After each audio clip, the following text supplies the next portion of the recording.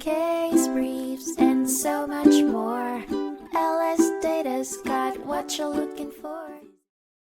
In 1977, Andrew J. Brown created a trust with the specific purpose of providing an education for the children of his nephew, Wilson S. Brown. The trustee was instructed to use the trust's funds to fund the children's education until the last child had completed their studies, and the trustee had determined that the trust's purpose had been accomplished. Subsequently, the trustee was to use the proceeds for the care and maintenance of Wilson and his wife, Rosemary Brown, for the rest of their lives. The remaining balance was to be divided equally among their children.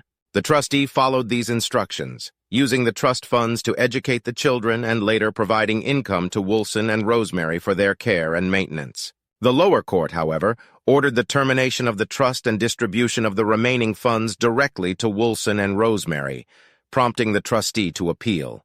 They argued that the trust's material purpose had not been completed, and not all beneficiaries were present before the court. The Vermont Supreme Court reversed the lower court's decision, ruling in favor of the trustee. The court reasoned that as one of the settlor's purposes remained unfulfilled, to provide a lifelong income for the beneficiaries through the trustee's management and discretion, the trust could not be terminated. The court also noted that the class of beneficiaries had not closed, further supporting the decision not to terminate the trust. Case briefs, and so much more. LSData's got what you're looking for. Visit lsd.law, elevate your mind. Leave the stress of class.